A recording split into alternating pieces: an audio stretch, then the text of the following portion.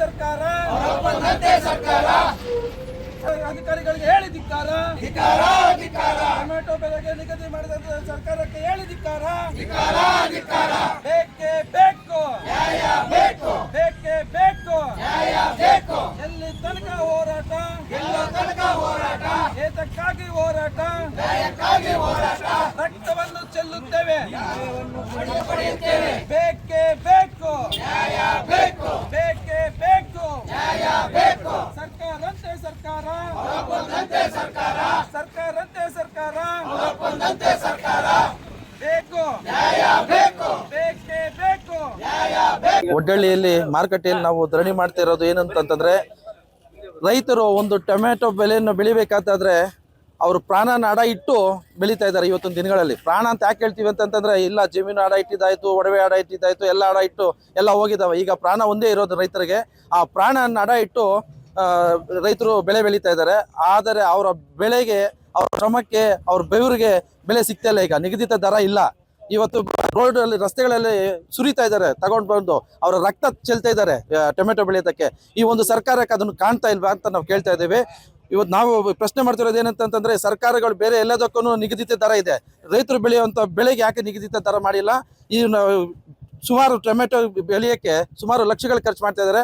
ಇವತ್ತು ಒಂದು ಕೆಜಿಗೆ 30 ರೂಪಾಯಿ ನಿಗದಿತ ದರ ಮಾಡಲೇಬೇಕು ಅಂತ ರಾಜ್ಯ ಸರ್ಕಾರಕ್ಕೆ ಒತ್ತಡ ಮಾಡ್ತಾ ಇದ್ದೀವಿ. ಏಕಿ ಸರ್ಕಾರ ನೀವು ಏನು ದರ ಹೋಗಿದೆ ಅಂತೇಳಿ ವರದಿ ಕೇಳಿದ್ರೆ ಏನು ವರದಿ ಕೊಡ್ತಾರೆ? ಯಾವ ರೀತಿ ವರದಿ ಕೊಡ್ತಾರೆ? ಎಷ್ಟು ಅವಕಾಶ ಬರ್ತಾ ಇದೆ, ಎಷ್ಟು ಬಾಕ್ಸ್ ಬರ್ತಾ ಇದೆ, ಆ ಬಾಕ್ಸ್ ರೇಟ್ ಏನಿದೆ ಅಂತೇಳಿ ವರದಿ ಹೆಂಗೆ ಕೊಡ್ತಾರೆ? ನಾವು ಕೇಳ್ತಾ ಇರೋದು ಪ್ರಶ್ನೆ.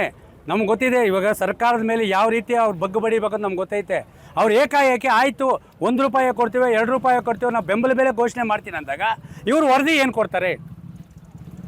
ಈಗ ಆತನು ಪುಂಗನೂರಿಂದ ಬರ್ತಾ ಇದ್ದಾನೆ, ಆತ ಹೇಳ್ದ ನಾನು ಪುಂಗನೂರಿಂದ ಬರ್ತಾ ಇದ್ದೀನಿ, ಅಲ್ಲಿಂದ ಇಲ್ಲಿಗೆ ಚಾರ್ಜ್ ಬರಬಾರ್ದು, 80 ರೂಪಾಯಿ ಹೋದರೆ ಅವ್ನಿಗೆ ಏನು ಗಿಟ್ಪಾಟಾಗಲ್ಲ, ಕೈಯಿಂದ ಇನ್ನು 20 ರೂಪಾಯಿ ಹೋಗಬೇಕು. ಆ ಪರಿಸ್ಥಿತಿ ಇರುವಾಗ ಆಂಧ್ರದಿಂದ ಎಷ್ಟು ಕಾಯಿ ಬರ್ತಾ ಇದೆ, ಲೋಕಲ್ ಎಷ್ಟು ಉತ್ಪಾದನೆ ಆಗ್ತಾ ಇದೆ, ಎಷ್ಟು ಬಾಕ್ಸ್ ಬರ್ತಾ ಇದೆ, ಏನು ಆವ್ರೇಜ್ ರೇಟ್ ಹೋಗ್ತಾ ಇದೆ, ಅದು ಅಂಕಿ ಅಂಶಗಳ ಪ್ರಕಾರ ನಿಮ್ಮ ಹತ್ರ ಮಾಹಿತಿ ಇದೆಯಾ? ಎಲ್ಲಿದೆ ಹೇಳಿ? ಏನು ರೇಟ್ ಇದೆ ಅಂತೇಳಿ ಹೇಳಿ, ಎಷ್ಟು ಅವಕಾಶ ಬರ್ತಾ ಇದೆ ಅಂತೇಳಿ. ಏಕಾಏಕಿ ಕೇಳಿದಾಗ OB ರಾಯನ ಕಾಲದಲ್ಲೇ ನೀವು ಅದನ್ನು ಬಾಕ್ಸ್ಗಳು ಹಾಕ್ಬಿಟ್ಟು ಕಷ್ಟಪಟ್ಟು ರೈತನಿಗೆ ಸಿಗಲ್ಲ. ಇವತ್ತು ಮಾವು ಬೆಂಬಲ ಬೆಲೆ ಹೆಂಗಾಗಿದೆ ಅಂತ ಹೇಳಿದ್ರೆ, ಹಿಂದೆ ಏನು ಮುದ್ರೆ ಹಾಕಿದ್ರು ಅವ್ರಿಗೆ ಮಾತ್ರ ಸಿಗ್ತಾ ಇದೆ, ನಿಜವಾದ ರೈತರಿಗೆ ಸಿಗ್ತಾ ಇಲ್ಲ. ಕೇಳಿದ್ರೆ FID ಆಗೋಗಿದೆ, ಸರ್ವರ್ ಪ್ರಾಬ್ಲಮ್ಮು, ಅದು ಇದು ಚೀಟಿ ಬರ್ಕೊಡ್ತಾರೆ ಮೇಡಮ್. ಸುಮಾರು 100 ಕಿಲೋಮೀಟ್ರು ಇದು ಟ್ಯಾಕ್ಟ್ರಿ ನಿಲ್ತಿದೆ. ನಾವು ಕೇಳ್ತಾ ಇರೋದು ಏನು ಗೊತ್ತಾ, ಒಂದು ಕಂಟಿನ್ಯೂಸ್ಗೆ ವಾರದಿಂದ ಓಡಾಡ್ತಾ ಇದ್ದೀವಿ ಮಾರ್ಕೆಟಲ್ಲಿ. ಇಬ್ಬರು ಸೆಕ್ಯೂರಿಟಿ ಬಿಟ್ಟರೆ ಬೇರೆ ಯಾರೂ ಇಲ್ಲಿ ಬರ್ತಾ ಇಲ್ಲ. ಏನು ವರದಿ ಮಾಡ್ತಾರೆ ಅವ್ರ ಸೆಕ್ಯೂರಿಟಿ? ಏನು ವರದಿ ಮಾಡ್ತಾರೆ? ಯಾರನ್ನ ಒಬ್ಬರನ್ನ ಹಾಕ್ಬೇಕಲ್ಲ ಬೆಲೆ ಕುಸಿತ ಆದಾಗ. ಈಗ ಉಸ್ತುವಾರಿ ಸಚಿವರು ಬರ್ತಾರೆ, ನಾವು ಗೆರಾವ್ ಹಾಕೋಕೆ ಕೂತ್ಕೊತೀವಿ, ಏಕಾಏಕಿ ಕೇಳ್ತಾರೆ ಅವರು ಎಷ್ಟು ಒಡ್ಡಳ್ಳಿಗೆ ಎಷ್ಟು ಬರ್ತಾ ಇದೆ, ಕೋಲಾರಿಗೆ ಎಷ್ಟು ಬರ್ತಾ ಇದೆ, ಶ್ರೀನಿವಾಸಪುರಕ್ಕೆ ಏಕಾಏಕಿ ವರದಿ ಎಷ್ಟು ಕೊಡ್ತೀರಾ ನೀವು? ಇವತ್ತು ಎಷ್ಟು ಬಂದಿದೆ, ನಿನ್ನೆ ಎಷ್ಟು ಬಂದಿದೆ, ಕಡೆ ಇದು ಲೇಟರ್ ಇದು ಕೊಡಿ, ನೀವೇನು ಬರ್ದಿದ್ದೀರಾ ತೊಗೊಂಬಂದು ಕೊಡಿ. ಅಲ್ಲ ಕೊಡಿ ಮೇಡಮ್, ಇಲ್ಲ ಒಳ್ಳೆ ಅಲ್ಲ ಹೇಳ್ತೀರಷ್ಟೇ. ಈ ಯಾವ ಅಧಿಕಾರಿ ಬಂದಿದ್ದಾರೆ ಕೇಳಿ, ಯಾರು ಅಧಿಕಾರಿ ನೇಮಕ ಮಾಡಿದ್ದೀರಾ? ಕೇಳಿದ್ರೆ ಸಿಬ್ಬಂದಿ ಕೊಡ್ತೀನಿ ಅಂತ ಹೇಳ್ತೀರಾ. ನಾವು ರೋಡಿಗೆ ಬರ್ತೀನಿ ಅಂತ ಹೇಳ್ತೀವಿ, ಮೇಡಮ್ನವ್ರು ಬನ್ನಿ ನೋಡೋಣ ಅಂತ ಹೇಳ್ತಾರೆ. ನಾವೇನು ಮಾಡ್ಬೇಕು ಹೇಳಿ? ಅಲ್ಲ ನಾವು ಹೇಳೋದು ಅರ್ಥ ಮಾಡ್ಕೊಳ್ಳಿ. ರೋಡಿಗೆ ಬಂದು ಕೂತ್ಕೊಳ್ಳೋದು, ಕೇಸ್ ಗ್ಲಾಸ್ಗಳು ನಮಗೇನು ದೊಡ್ಡ ವಿಚಾರ ಅಲ್ಲ.